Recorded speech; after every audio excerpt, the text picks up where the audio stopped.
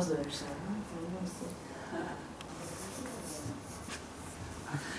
Babanın tatlı. 5 aydır biz sokaktayız. Biz evimizde çıkamıyoruz. Ben çocuğum psikolojisi bozulmuş. Kaynımın oğlu yara almış. Bütün etrafım endekten, mayından, bombalardan, tüplerden dolunmuş. Şimdi ben dışarıdayım.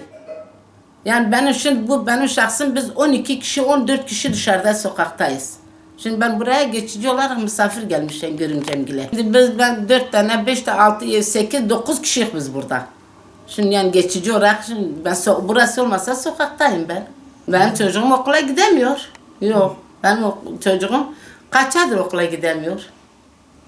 Benim bir çocuğum gidiyor, dershaneye gidiyor, ofiste eylem oluyor. Çocuğum dershaneyi de bırakır kaçıyor. Yani biz çok mazlum kalmışız ha. Param yok kiraya da gideyim. Kiraya gidemiyoruz. Şimdi param olsaydı ben dışarıda bir ev tutardım giderdim. Ha, sokaklarda geziyoruz. Allah hakkımızı bırakmasın. 40 senedir ben o evde yaşamışım. Nasıl zor gelmiyor? Kardeş değiliz hepimiz.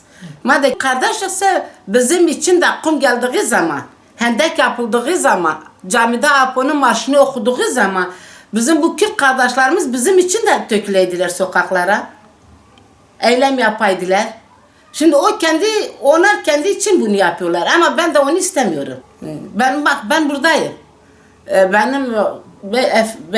Benim diğer oğlum Gil'dedir. Benim gelinimle çoluk çocuğu ayrı evlerdedirler. Nasıl bu zor gelmiş? Biz bir aile 50-30 kişi, 40 kişi varız bir aile. Hepimiz parçalanmışız. Benim eltim Uşak'a gitmiş. Diğer oğlu ofiste kalıyor. Yani biz böyle olmuşuz.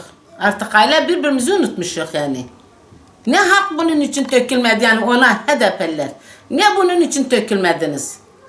Madem gerçek Kürt Müslümanlık istiyorsanız gelin el ele tutuşak.